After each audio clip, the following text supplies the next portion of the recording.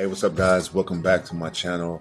I'm John Lewis. Today is going to be a quick video. I just wanted to go over 3 responsibilities that you can expect to have when you're a landlord.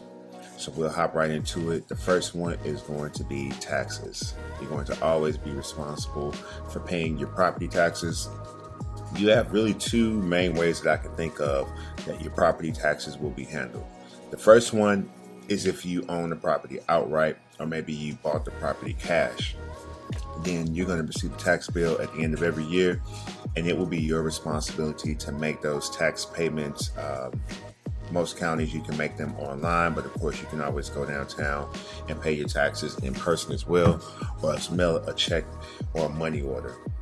The second option is if you have a mortgage on the property, most likely your taxes is going to be included in your mortgage. When you hear PITI, principal, interest, taxes, and insurance, they've lumped it all in because it's very important that your taxes is paid every it's very important that your taxes is paid every year. Even to the bank who's financed that property, they need your taxes to be paid every year, so they just include it in your monthly payment.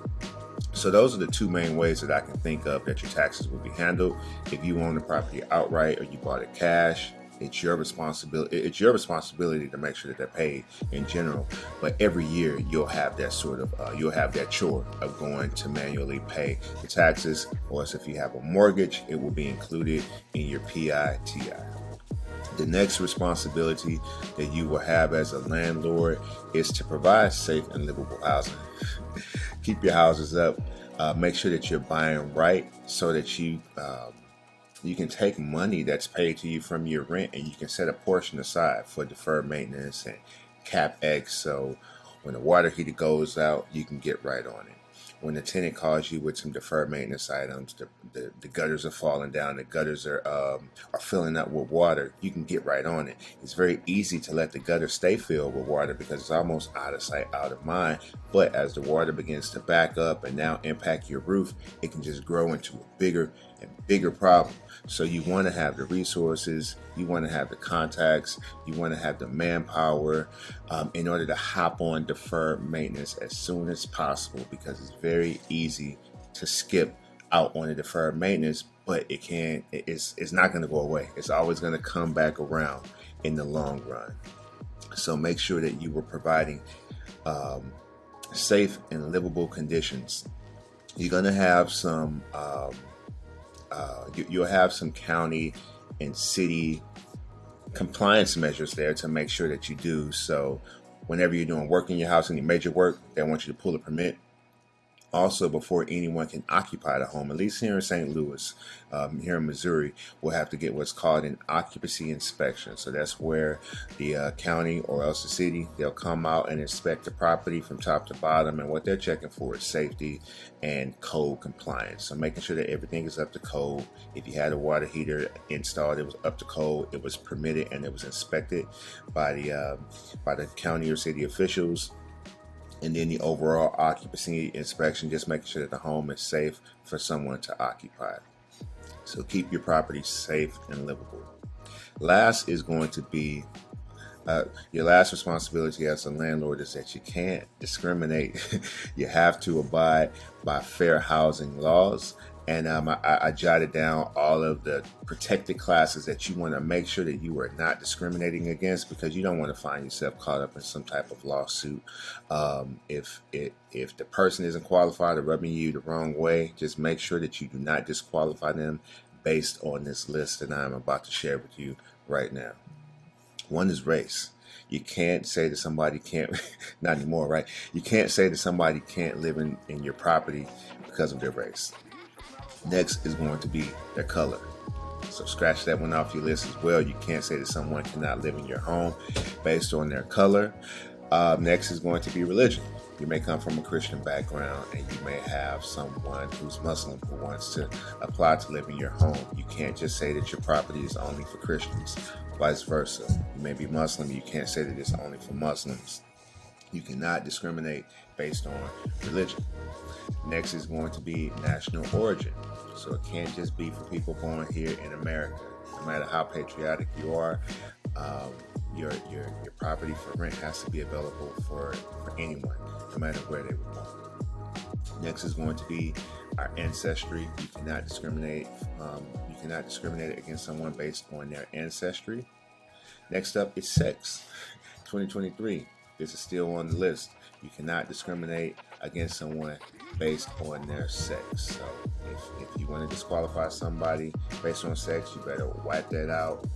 Take that away from the memory, and you will need to find another disqualifier that does not go against fair housing laws.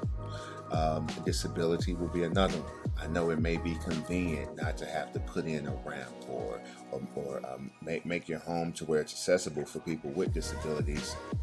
No, you can't discriminate against them. In fact, they're allowed to make the changes to your home to where it will make it where they're easier, not easier. They can make the changes to your home that's needed in order for them to stay there with their disability. And you can't stop them. It's their responsibility to return the home to its current condition when they leave. So you can't stop anyone from living in your home due to a disability. Next up is going to be age. I know sometimes we don't want them young, rowdy folks staying in our homes. Can't discriminate against that, or they may be older to where they need a lot more help, and maybe they're not able to keep after the property, keep up with the property like someone middle-aged could. And this is all just hypothetical. Long story short is you can't discriminate against someone based on their age. And lastly is going to be familial status. Know what you're thinking? She got 5 kids? You can't discriminate on someone based on their familial status.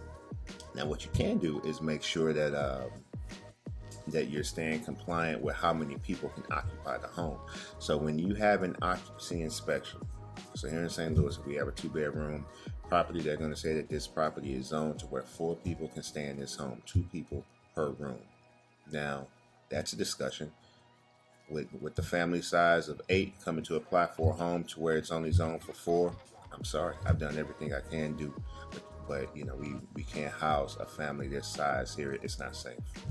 So things like that. But you can't just say that someone can't stay in your house based on how many kids that they have. So X that out of the brain as well if you were thinking that. So it's a long list. Let's run back through it. These are the protected classes that you cannot discriminate against without being in violation of fair housing laws. Race, color, religion, national origin, ancestry, sex, disability, age, and familial status. So as I mentioned, this was going to be a really quick video. There it is. 3 responsibilities that you can expect to have as a landlord. So make sure that you're staying on top of it. Make sure you're paying the taxes. You don't want any other investors going to bid on your property because you have back taxes on it. Make sure that you're keeping your home in safe and livable condition.